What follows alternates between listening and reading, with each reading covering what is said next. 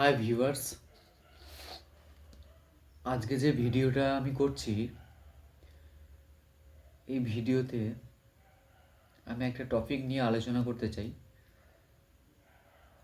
তার আগে আমি নিজের সম্পর্কে একটু বলে দিই। যেহেতু আমি স্কুলে চাকরি করি না, তাই নিজেকে টিচার বলে সম্বোধন করাটা আমার একটু খারাপই লাগে। তো যাই হোক, আমি প্রাইভেট টিউটর। আমি এইচএস পর্যন্ত ইংরেজি পড়াই।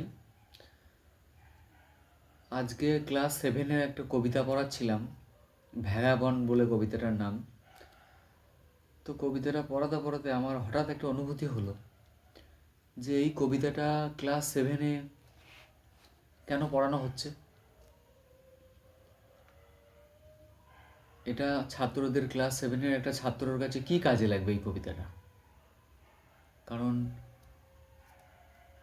ভ্যাগাবন্ডের যে ডেফিনেশন বা ভ্যাগাবন্ড কথাটার যে অ্যাকচুয়াল মিনিং, সেটা হচ্ছে person who has no permanent place to live. তো সেই রকম অবস্থায় আমরা ক্লাস 7-এ পড়ছি। তো ক্লাস 7-এ পড়ে আমাদের গার্জেনরা কে চাইবে যে তার ছেলে ভ্যাগাবন্ড হোক, যখন আমাদের সবাই aspired for IPS, IAS or cracking JEE, NEET, NET, WBCS।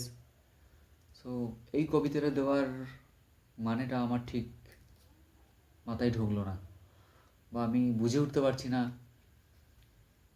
কেন যে ওই ভ্যাগাবন্ড কবিতাটা ক্লাস 7-এর দেওয়া হয়েছে। আমার মনে হয় এই কবিতাটা রিসার্চের কোর্সে দেওয়া উচিত, PhD কোর্সে, কিন্তু ক্লাস 7-এ আমার ঠিক মাথায় ঢুকছে না। এই ব্যাপারে যদি আপনাদের কোনো মতামত থাকে আপনারা জানাতে পারেন।